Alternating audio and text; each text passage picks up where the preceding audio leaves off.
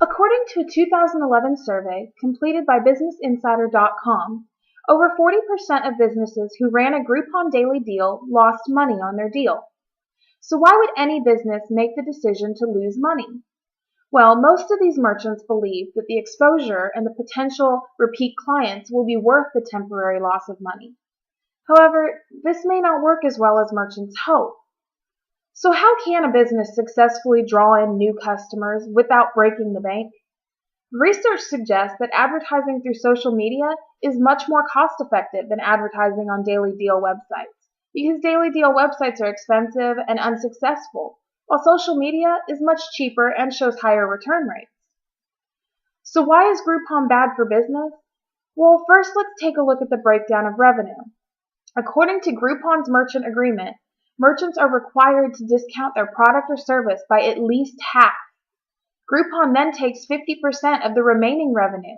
This leaves the merchant with only 25% of the original price. Once the merchant pays for materials, credit card fees, and other miscellaneous expenses, there's little room, if any, for profit. The loss of revenue wouldn't be such a bad thing if the return on this investment was high. Unfortunately, businesses don't gain as much exposure as one would think. According to CNBC.com, they estimate that 63% of Groupons are purchased by existing clients. These existing clients already knew about these businesses before the deal and would most likely have purchased at full price had the deal not been offered. And perhaps even more troubling, of the new clients who purchased Groupons, only about 22% of those customers will return and pay full price in the future. In most cases, the small number of returning clients does not make up for the large loss of revenue. According to SD Reynolds, only 4% of merchants who offered a daily deal through Groupon felt that their deal was profitable, while the majority claimed to have lost money and gained very few, if any, new clients.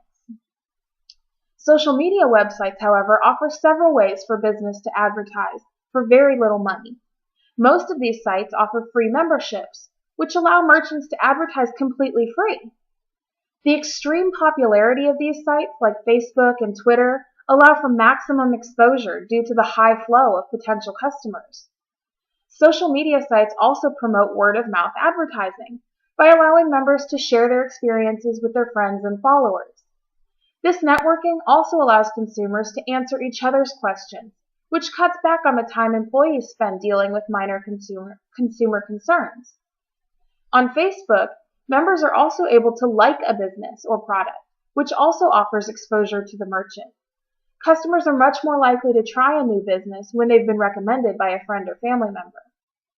Another benefit of social media is the groups or clubs. Businesses are able to target potential clients by locating groups that are interested in their product or service. For instance, a pet grooming salon may search for a dog lovers group, whose members are much more likely to enjoy the services they offer. In addition, social media sites allow a business to keep open communication lines with their customers. Customers can discuss issues or concerns they have, and a business can respond and try to correct the issue. Customers can also spread the word about great deals or experiences they had with a business. Due to this open communication, customers are more likely to revisit a business because they are constantly reminded of the merchant. Another form of inexpensive advertising offered by these sites is pay-per-click advertising. This allows merchants to create a short ad that consumers can click on if they're interested. Then they'll be forwarded to the merchant's website or contact information. The merchant only pays when their advertisement is clicked on, which lowers their overall cost.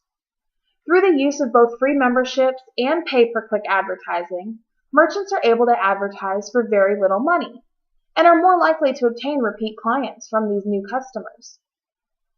Although both Groupon and Facebook are popular forms of advertisement, it is clear that social media provides a much more cost-effective and successful advertising platform than daily deal websites. With a strategic plan, a company can successfully attract and retain new clientele without cutting into their bottom line. Are there any questions? Are the majority of Groupon merchants satisfied with their daily deal? Well, in a 2011 survey Cooper Murphy found that only about 17% of Groupon merchants were satisfied with the amount of return customers they received through Groupon, and more than half of those surveyed agreed that they would not run another deal. Why is the return rate of new customers so low with Groupon? Well, once Groupon advertises a certain type of business, such as a pizza place, that business's competition typically begins wanting to advertise with them as well. Most customers who purchase deals on sites like Groupon are looking for the best deal they can get.